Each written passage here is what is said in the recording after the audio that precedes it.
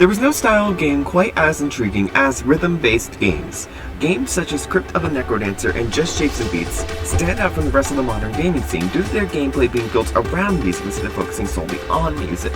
This reason is why I found myself so fascinated by the sudden release of Soundfall, as it had been ages since I played a game like this. The way Soundfall makes its looter shooter gameplay unique makes it a fantastic experience, even if it suffers from lack of creativity in some aspects of its.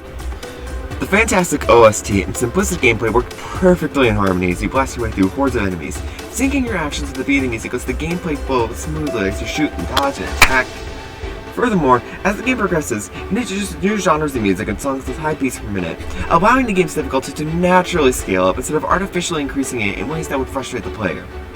The OST also benefits from the gameplay, as the song's Soundfall features do not need to cater to the gameplay, as opposed to other games where the songs kinda had to suit the gameplay.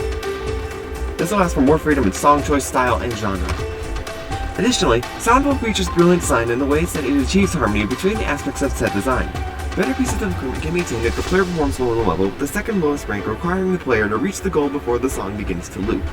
However, the game also encourages exploration as the level design features several brief detours that always feature extra loot. While it may sound like these two design elements would clash with each other, Soundfall prevents this by showing players how far they are into the level with a bar at the top of the screen. This turns the potential clashing design aspects into a brilliant risk-reward system, as players must decide if they want to risk their chance at higher tier loot at the end of the level for additional loot strewn about the level's hidden nooks and crannies. Unfortunately, the gameplay suffers from a severe lack of creative level design.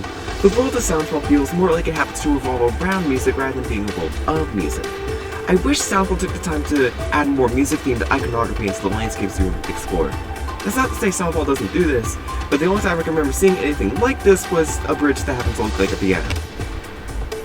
This problem leads to a homogenization of the game's various levels, as different areas in the same level can look exactly like each other. In fact, some levels are the same as each other. Some sections seem to get reused over and over and over again, to the point where you feel like you're just playing the same level over and over again. Additionally, some gameplay elements just don't quite work out as well as they should. I find it really hard to notice the cooldown gauge at moments, leading to moments of panic and frustration and getting hit and dying. I also found some weapons just really not fun to use. Jackson's axe feels very cumbersome to use, as it feels like it should be going through enemies instead it just stops at like the first enemy it hits. And weapons that are rhythmic or arrhythmic feel overly punishing if you miss just one beat, which especially sucks when you're using a weapon that requires you to just hold down the button once. All in all, I give Soundfall a 7 out of 10, but I do highly recommend it because of its relatively cheap price tag.